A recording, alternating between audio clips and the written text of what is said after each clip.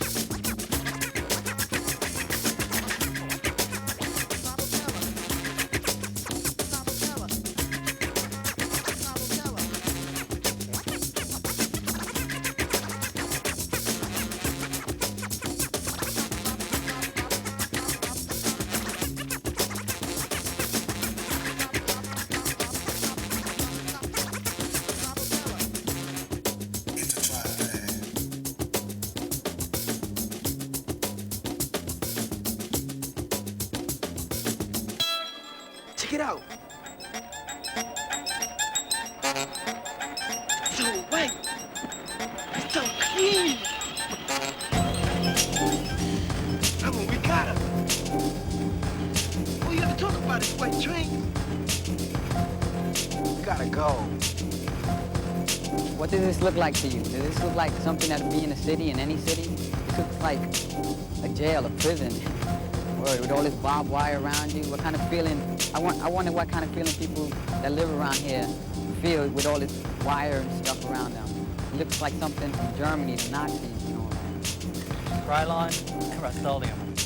Krylon and Rust-Oleum. Krylon and Rust-Oleum. Krylon and Rust-Oleum. Krylon and Rust-Oleum. I feel like I'm doing a commercial for these. These are about the best paint on the market. This is what they invariably will go out and steal. They never pay for their paint, they'll steal it. The only way I could figure it, that Mayor Kotzen, the head of the MTA, is not that they don't like graffiti, it's that they don't like something they can't control. This is vandalism. That's what it is. It's somebody else's property. They're defacing somebody else's property. I wouldn't want them coming to my house and painting up my house. I wouldn't want them painting my cars. Mayor Kotzen tried to, get us to make a deal with him that, he'll give us 10 cars to be painted and we'll stop the rest of graffiti. But it didn't work out like that because, it'll be fine for me, but how about someone else that wants to paint on the train? I can't stop them because they got their own feelings to express the same way I got my feelings to express. I'm not gonna tell someone, you can't express your feelings, only me. That's not the way it works. Like I said, there's tens of thousands of these kids doing graffiti. Only a handful of them are really good. But whether they're good or bad, they have no business being down here. It's dangerous, they can get hurt. It's not their property. As long as there's something to be said in the ghetto, there'll be graffiti. If it's in a building or it's in a train, wherever something has to be said, in New York City, that's the way we express ourselves. It might seem silly to someone else, but in New York City, that's the way we express ourselves. I felt like I needed to communicate. Let's say I wasn't happy with who I was, where I was from. I was an only child. I found myself kind of lonely sometimes. I basically looked at graffiti as something I wanted to become a part of. The energy was good. I could create a new identity, portray myself as that person. I came up with the name Futura 2000, loosely inspired by 2001: A Space Odyssey, which came out in 1968. I was 13. Futura, the typeface, the car, the blender, the vacuum cleaner. Futura 2000 just seemed the right thing for me to be. I began tagging that up. I did create an identity around Futura 2000. No one necessarily knew me as Lenny. No one cared to know me as Lenny. I wasn't very important as Lenny, but I somehow gained more importance, not even prestige, but just personal respect as this pseudonym, anonymous alter ego. That's what I mean, alter ego. It's in your mind, and sometimes 24 hours a day you're thinking of it, or doing something, or what can I do tonight, or what shall I make a piece, or shall we go out and bomb some? That's stupid, like to make a tag on the shirt, or I prefer like go on the police station and make tag over there. For me, I think graffiti as an art, as expressing of yourself. And when you do historical building, when you build something and it's beautiful, I think that's the same, you know, because you put something from you into it.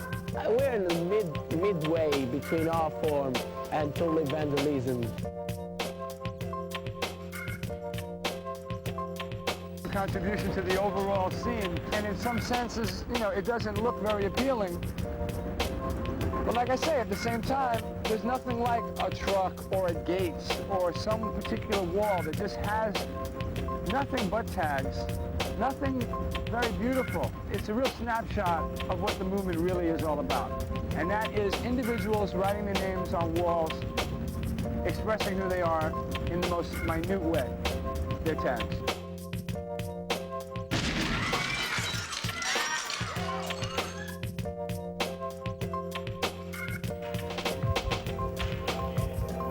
To be somebody, not to be a pop star or to be a big film star or to be anything big, but just a little somebody. I wouldn't be here if I wasn't doing that. I would not have chased that fucking rainbow, do you know what I mean? You know, I was golden before the goal. I was painting, I was golden, I was going out there painting the walls, you know what I mean?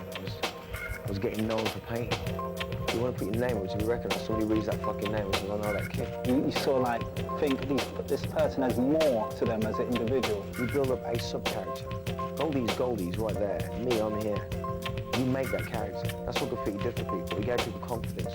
Some of the biggest writers, the most prolific writers I ever met, I'm like, hello, fucking hell. Is that the guy? Some white kid scraggly hair.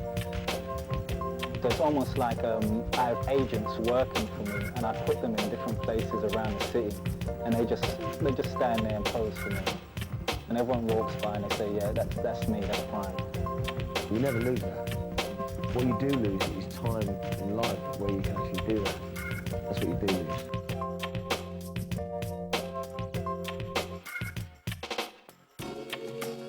I am a person in society.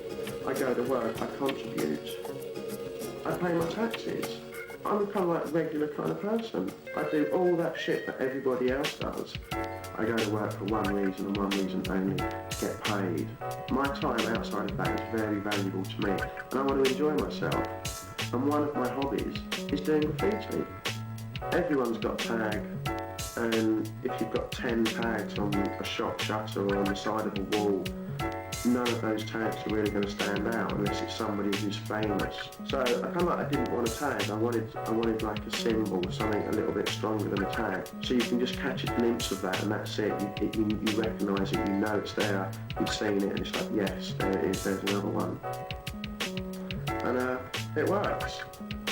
And I like walking around and seeing my tag there and seeing it there and seeing one from back in '89 there, and it's nice. People come up to me and say, yeah, I didn't realise you did that. It's like, just a little ego boost. It's like, yeah.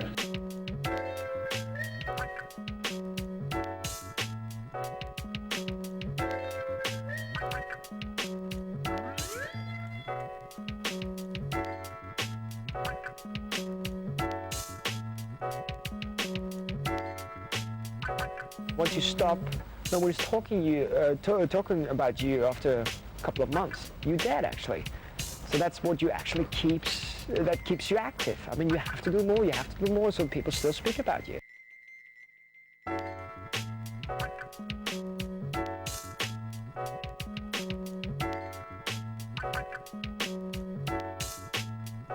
When I was on my own and I didn't have anything better to do, I could always have my pens and my paint to fall back on. I could sit in my house at 2 o'clock in the morning and say I'm going out for 4 hours. I didn't need to have company, I didn't need to have friends, I didn't need to have nothing.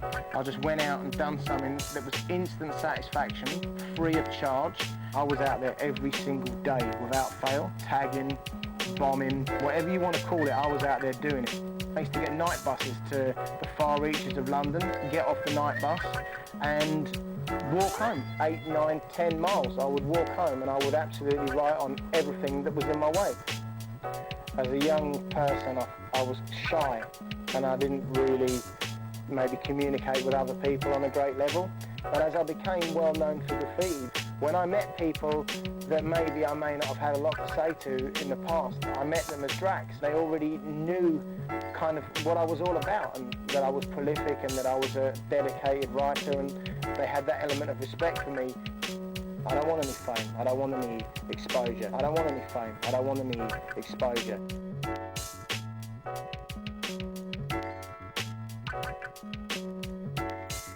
But my name, the persona that I invented for myself in the graffiti world, I wanted that to be famous, and I still do yearn for that. The one thing about graffiti, I think that people lost along the way is the respect for it and fellow people doing it. Other writers that aren't as well known will go over a famous person to make a name for themselves. When you do stuff like that, you show no consideration for the guy who done the art. That's suckerness, you know? You're not getting nowhere by come writing your name in somebody's piece, you know? When you can be home practicing on paper what you're gonna do the next time when you get big, when you get old enough to do a piece. But the bottom line is, if you never have a writer who thinks he is nasty as the next man, then you ain't gonna have writing, because you always got somebody who wanna prove that they're as good as the next guy who's doing a piece.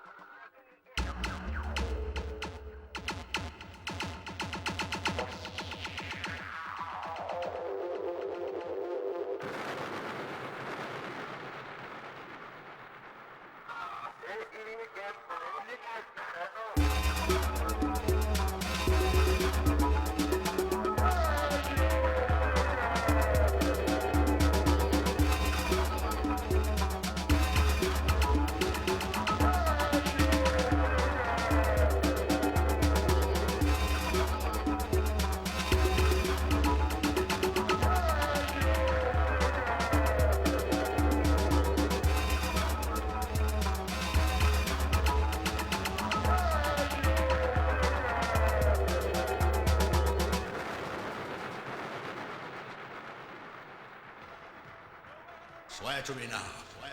Swear on the sword. You are resolved. Swear fealty and service to Gondor and to the Lord Steward of the Realm. To speak and to be silent. To do and let be. To come and to go. In need or plenty. In peace or war. In living or dying. Until my Lord release me or death. Or death take me.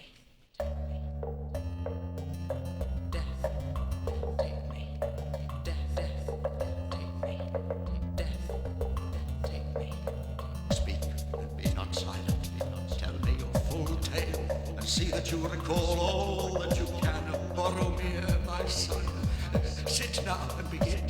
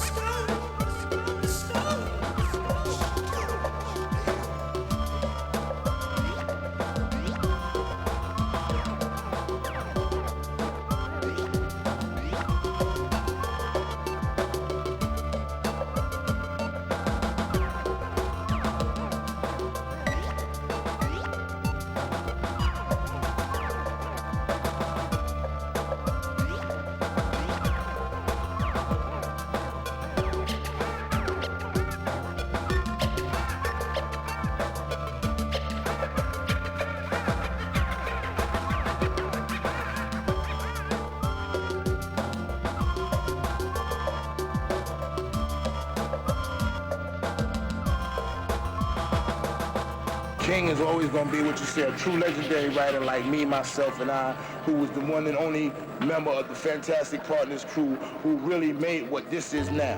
You know what I'm saying? From lettering to designs and everything else, you know? Now you got these dudes who do these big productions that make themselves look good as a writer because, you know, it's better without doing it on the train when you got walls. But back in the days, if you didn't have whole cars on the subway and plenty of them, you was considered straight up toy. They wanted to see this traveling around on the system so they could point to it and say, That's my work, that's my tag. And I used to love to see your morning strap hangers reading their newspaper, drinking a cup of coffee, and all of a sudden this train comes rolling into the station, and they glance up. You know, sometimes you see them drop their cup of coffee and the newspaper, and you see this whole thing of color. A train yard is something like a playground for you. You enter it and it has certain rules. It has a certain atmosphere.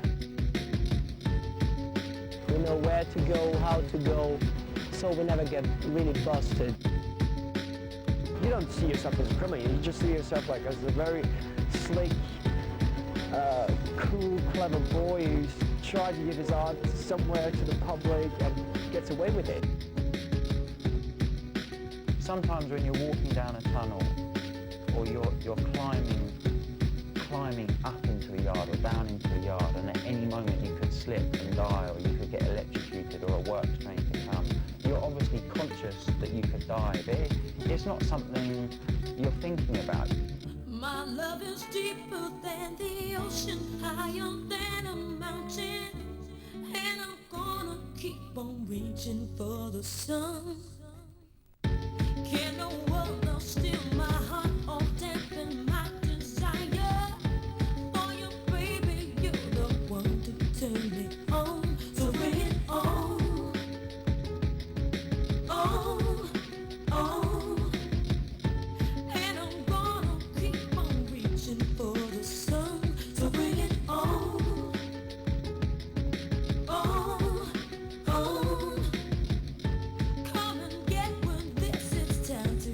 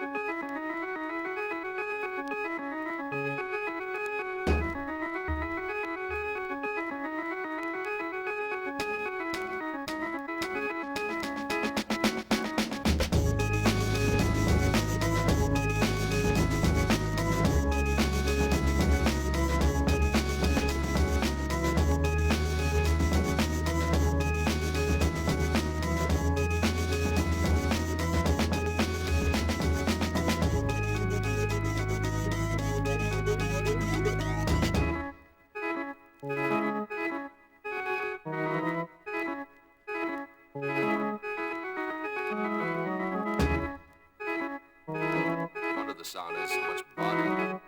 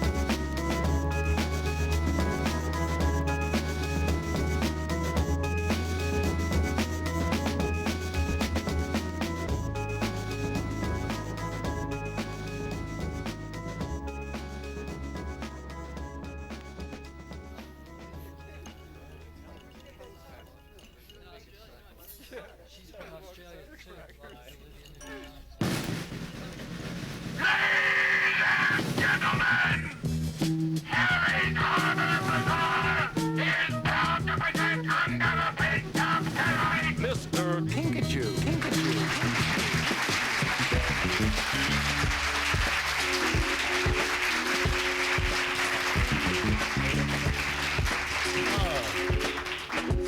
Thank you for that really warm greeting, folks. I know that's a heck of an introduction. You know, people always get shook up when they come on. They say, "Oh my goodness, is that what he really looks like?" Oh.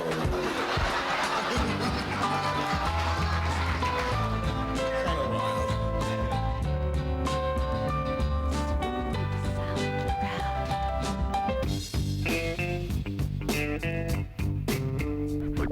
We invite you to stay tuned for programs designed for your educational, cultural, and inspirational enjoyment.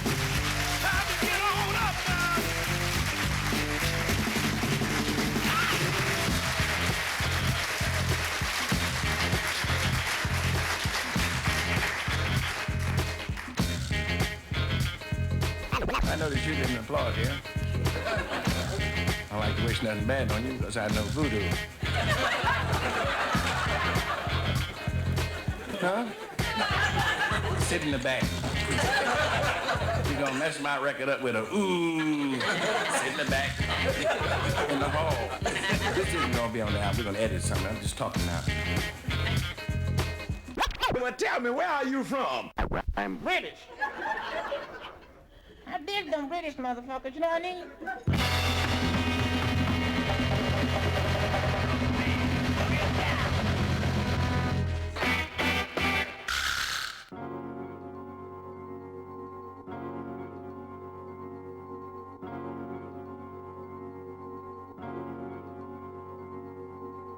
Suppose the Lord said you have but 30 seconds to live. Now, what do you do first?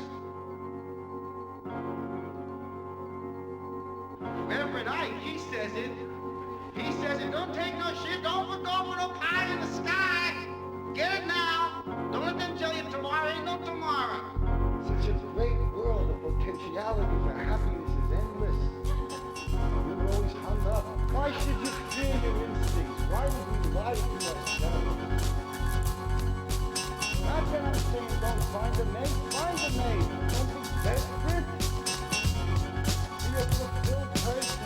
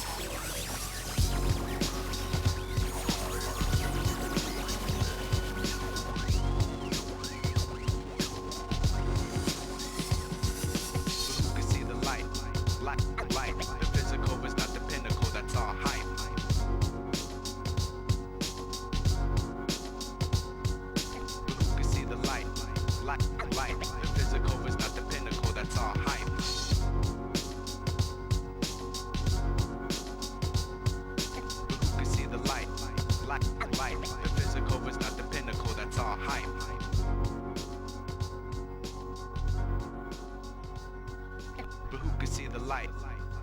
Light. The physical is not the pinnacle, that's all hype.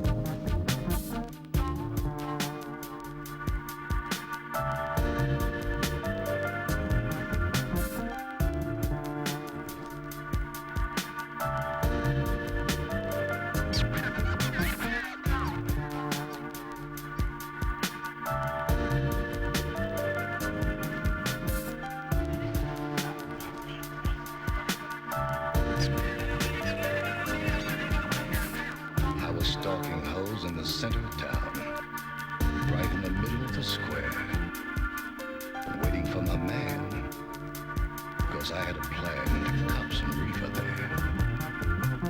And I was flying fairly high, just standing there digging the holes, when up drove my man, good doing van, in his super bad Eldo rocked up.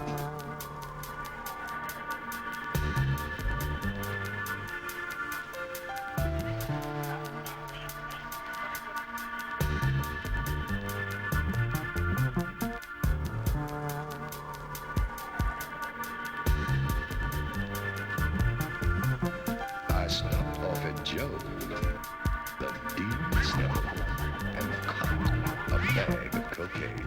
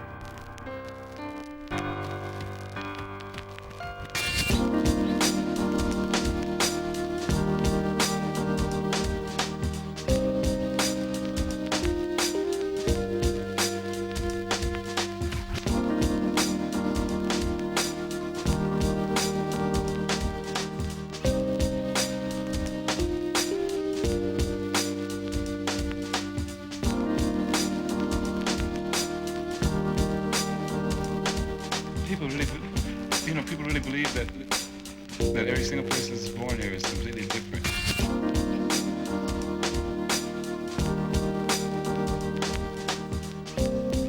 So can you imagine that? Wow. It's difficult as an individual to be an individual.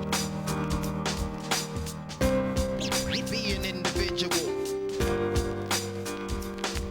It's difficult as an individual to be an individual.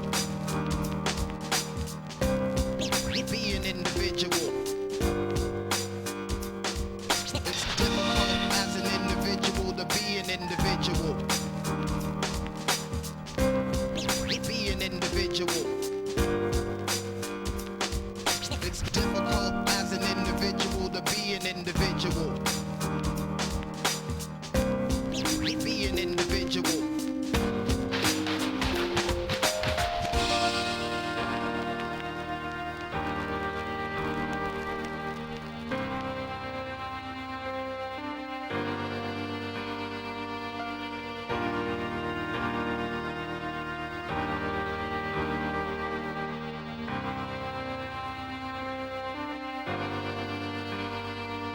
You can get in there and mix and get such a beautiful sound. Some people don't have imagination. If you want a sound where you can really deep sound, you know, where you have depth and all this, you must almost remix it again right there. 99% don't even do this. There it is. It's nothing but one dimensional. I want to have stereo where it goes up. The sound goes up and behind and underneath, you know.